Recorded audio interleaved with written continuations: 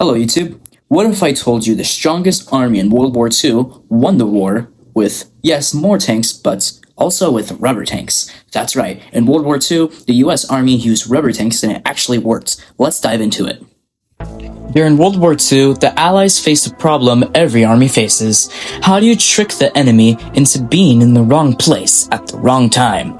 Their answer was simple. Make the enemy believe an entire army was somewhere it wasn't.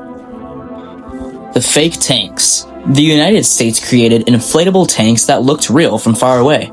Soldiers could unpack them, inflate them, and set them up in just minutes. From enemy planes flying overhead, they looked real, almost identical to real armored vehicles.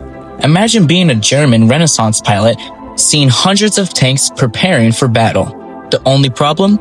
Most of them were giant military balloons. The Ghost Army. These fake tanks were used by a special unit known as the Ghost Army. Their job wasn't to fight, their job was to lie. They used fake tanks, fake artillery, fake camps, and even fake radio messages to convince German commanders that huge numbers of Allied troops were gathering in places where there were actually very few soldiers.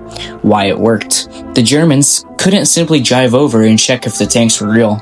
They had to rely on spy reports and aerial photographs. If enemy commanders believed an attack was coming from one direction, they would move troops there. Meanwhile, the real Allied forces could attack somewhere else.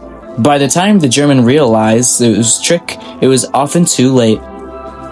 These fake tanks helped save lives by confusing the enemy and reducing the need for direct combat. The Ghost Army depiction operations remained secret for decades after the war. So next time you imagine World War II, remember, sometimes wars were run not just by bullets, but tanks, but with inflatable ones. Subscribe for more strange stories from World War II history, and leave a comment if you have any questions since this channel is small. Thank you for watching.